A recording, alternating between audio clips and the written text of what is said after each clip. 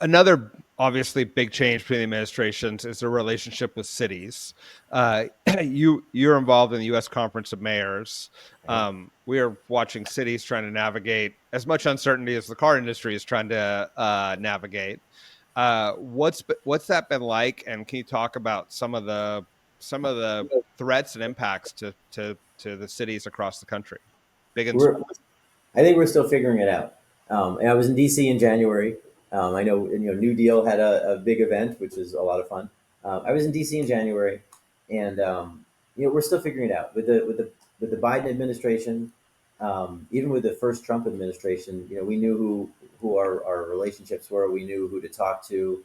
The first when I first got elected, Trump was president, and I remember we had long conversations with them about CDBG and other grant programs. With the Biden administration, we worked with them to pass ARPA. We worked with them to pass the bipartisan infrastructure law. We worked with them. They had very aggressive intergovernmental relations.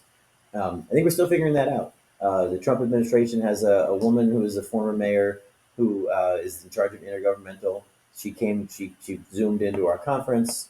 They reached out. That was nice. But I do think there's a lot of uncertainty. There's a lot of if there's going to be removal of many of these bipartisan infrastructure law or IRA programs before those dollars get on the street, it's negatively going to affect the infrastructure that many of us mayors want to fix.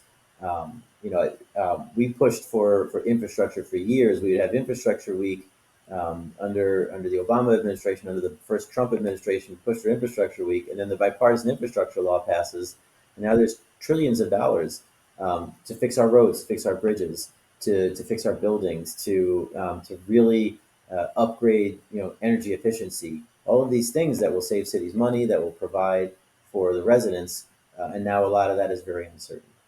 We want to use the direct credits to do geothermal and building a new police and fire public safety complex, $175 million that our taxpayers put in themselves. We want to do geothermal. We want to use direct credits to be able to get a credit against that from the federal government.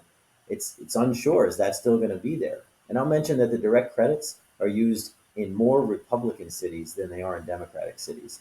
I've got Republican mayor friends who are reaching out to their members of Congress to say, we understand the rhetoric of a campaign, but don't get rid of the direct credits because red states and red cities are using that just as much, if not more, than the blue states and the blue cities. So I'm really hopeful that that stays because we are putting that into our financial consideration for the 175 million, and having a geothermal to be able to power the building would be incredible. It would save us and save the taxpayers, save the residents money in the future for energy they don't have to pay.